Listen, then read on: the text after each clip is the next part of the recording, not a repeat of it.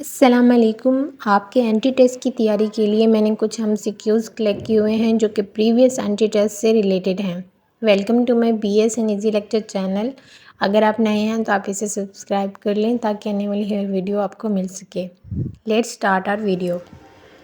First MCQ is that a nurse is considering employment at a long-term care facility that has a functional nursing delivery system. Knowing this, the nurse could expect that.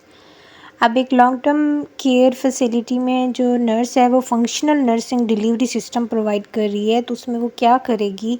तो functional nursing delivery system के मुताबिक एक ही registered nurse होगी जो कि सारे patients के उस यूनिट के सारे पेशेंट्स को मेडिसिन देगी। तो इसका जो राइट आंसर है दैट इज़ अ बीटा। इसका रैशनल भी यहाँ पे दिया हुआ है कि this is an example of one of the roles in functional nursing care is provided by assigning roles और फंक्शंस टू अप्रोप्रिएट पर्सनल। अब सेकेंड MCQ है कि which of the following would a nurse suggest the are significant benefit to an organisation that is considering adoption of a practice partnership model. तो इसमें हम एक से ज़्यादा को भी सिलेक्ट कर सकते हैं। तो इसका जो राइट आंसर है वो ये कि ये लेस एक्सपेंसिव है to implement than other model. और सेकंड थिंग ये है कि continuity of care is facilitated.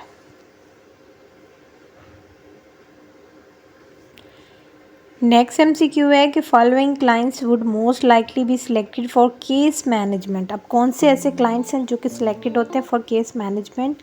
तो इसमें मोस्टली हमारे एल्डरली क्लाइंट जो होते हैं awaiting a hip replacement.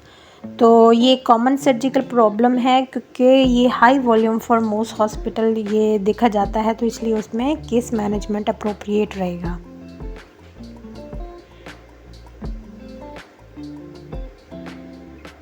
Which of the following conditions would be well suited to use of a nursing critical pathway?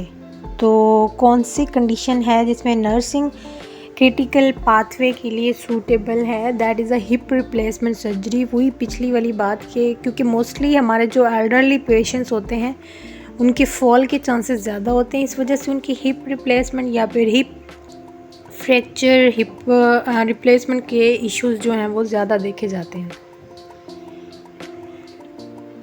The nurse is developing a critical pathway for congestive heart failure. Which component are essential to include? Select all that apply. तो इसमें हम ये देखते हैं कि जो CHF के साथ पेशेंट उसकी क्रिटिकल पाथवे अगर हम डेवलप कर रहे हों तो उसमें क्या चीज़ आएगी, उसका लेंथ ऑफ स्टे आएगा और इसके अलावा उसका आउटकम आएगा एंड डायग्नोसिस आएगी।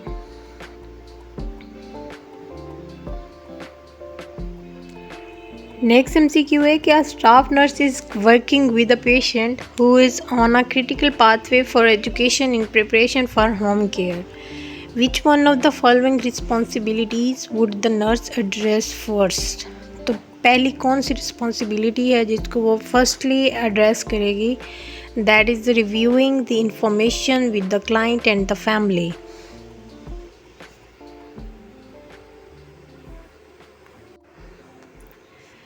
The staff nurse is caring for a client with total accountability and is in continual communication with the client or family physician।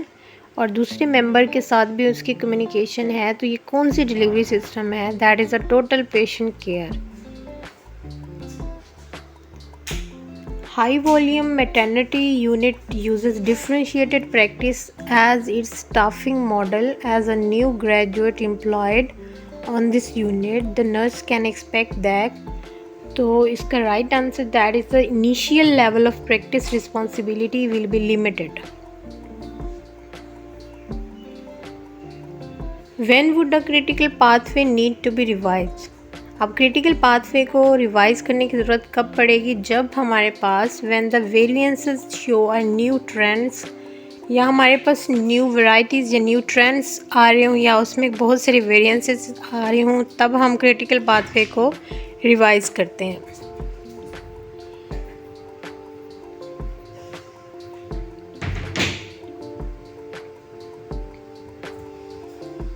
Following is the major difference between manager and leader. अब manager and leader के between जो difference है that is a manager always have legitimate power but leaders are not, वो सिर्फ influence डालते हैं, उनमें उनके पास कोई लेजिटिमेट पावर नहीं होती, कोई ऑफिशियल प्लेस नहीं होती। A staff nurse described the unit manager as a born leader. The nurse described to which theory of leadership? तो यहाँ पे वो कौन सी थीरी बता रही है? तो दैट इज़ इनबॉर्न थीरीज, जो कि ऐसी थीरीज जिसको हम ट्रेट थीरी ऑफ लीडरशिप भी कहते हैं। इसमें क्योंकि ये होता है कि कोई भी ऐसा पर्सन जो पैदा होते हुए ही अपने अंदर ऐसी एबिलिटीज़ लेके आए जिसमें वो ये बताए कि वो एक बॉर्न लीडर है। Cause of malabsorption coeliac disease में भी होती है एंड विपल डिजीज़ में भी मेल एब्जॉर्प्शन होती है। So the right answer is both. But जो इंटेस्टाइनल ऑब्स्ट्रक्शन है इसकी काज सीलिक में भी नहीं होती और विपल में भी नहीं होती, तो इसका राइट आंसर जो है वो नीदर रहेगा। And predispose to adenocarcinoma, adenocarcinoma किस से फैलता है? ये बैरेट्स एसोफेगस यानी बैरेट्स एसोफेगस कैंसर से ही होता है। Predisposes to squamous cell carcinoma, squamous cell carcinoma की जो पहले वाली क्या काज बनती है वो एक्लेजिया या एसोफेगस से स्क्वेमस सेल कार्सिनोमा जो है वो ओरिजिनेट होता है। रिस्पॉन्स टू एंटीबायोटिक्स, अब कौन सी डिजीज़ है जो एंटीबायोटिक को रिस्पॉन्स करती है? That is a Vipul disease. Carcinoma of the oesophagus is all of the following except. आपका जो एसोफेगस का कार्सिनोमा है वो नॉट या common carcinoma, yes that is correct. Tumour with the poor prognosis, yes. Dysphagia होता है कॉमन सिम्टम के साथ, yes. But most frequently adenocarcinoma, that is the not option, correct option. Villus atrophy is present in, अब वाइलस या villous atrophy जो है ये mostly coeliac disease में होती हैं। An executive recently had his annual physical which included a colonoscopy. A reddish 1 centimeter smooth projecting nodule was observed in the sigmoid, which was removed. The most likely diagnosis is adenomatous polyps.